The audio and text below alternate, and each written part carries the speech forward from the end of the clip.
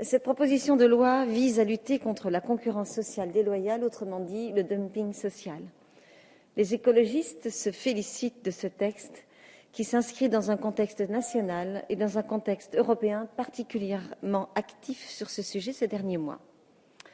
Les parlementaires écologistes, qu'ils soient français ou européens, sont déterminés pour lutter contre le dumping social et le travail low cost, pour protéger les droits fondamentaux et les acquis sociaux, pour freiner les concurrences inéquitables entre salariés européens et pour bâtir une Europe sociale. Notre engagement n'est pas de favoriser un protectionnisme national, ni de limiter les mobilités de libre circulation des personnes. Notre engagement vise à un nivellement par le haut du droit des travailleurs européens en matière de revenus et de protection sociale.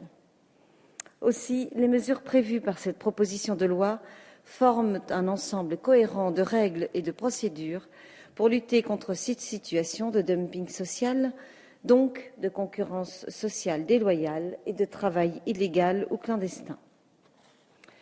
La responsabilité solidaire du donneur d'ordre, étendue aux conditions de vie des travailleurs, aux libertés fondamentales et à tous les aspects du droit du travail, est une avancée qui permet de sanctionner ceux qui, trop souvent, ferment les yeux sur les pratiques de leurs prestataires.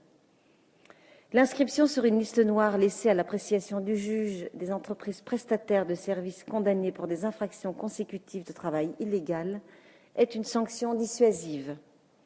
Enfin, la possibilité pour les syndicats d'attaquer des employeurs en justice sans mandat du travailleur concerné est également un grand pas en avant puisque, bien souvent, ces travailleurs sont soumis à des pressions et ne maîtrisent pas le français ni les subtilités de nos procédures judiciaires.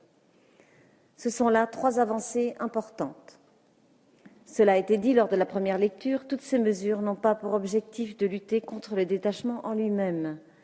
Dans une Europe ouverte, les travailleurs des États membres doivent pouvoir se déplacer librement. D'ailleurs, les Français sont nombreux à être détachés. On en comptait 169 000 en 2011, soit à peu près autant que de travailleurs détachés accueillis en France à la même date, à savoir 144 000.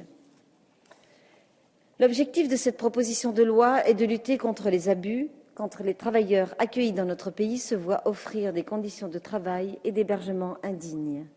Cela a aussi été dit, les fraudes et les abus sont loin d'être négligeables. Les écologistes voteront ce texte, car il contient un panel efficace de sanctions et sa philosophie générale correspond à nos valeurs.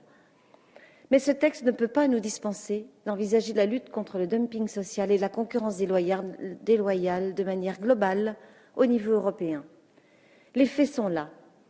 Pour les ouvriers peu qualifiés du BTP, par exemple, les cotisations patronales s'élèvent à plus de 50% en France, contre seulement 20% en Pologne. Ces écarts très importants sont une source d'économie pour les employeurs, car les salariés sont affiliés au régime de sécurité sociale de leur pays d'origine. La solution serait une harmonisation à la hausse des systèmes sociaux en Europe, accompagnée de l'émergence d'une organisation européenne du travail et d'une coopération syndicale européenne pour garantir efficacement la défense des travailleurs, quel que soit leur pays d'origine. Ces bonnes intentions, on peut même parler de volonté, sont partagées, mais sont remises en cause par le traité transatlantique actuellement négocié. Les pourparlers sont malheureusement tenus secrets et nous le déplorons. Mais les éléments qui ont filtré suscitent de grandes inquiétudes. Comment parler de coopération dès lors que le libre-échange absolu sera la règle entre l'Europe et les États-Unis? Comment parler d'harmonisation à la hausse alors que les multinationales auront la possibilité d'attaquer devant un tribunal ad hoc les politiques publiques contraires à leurs intérêts commerciaux?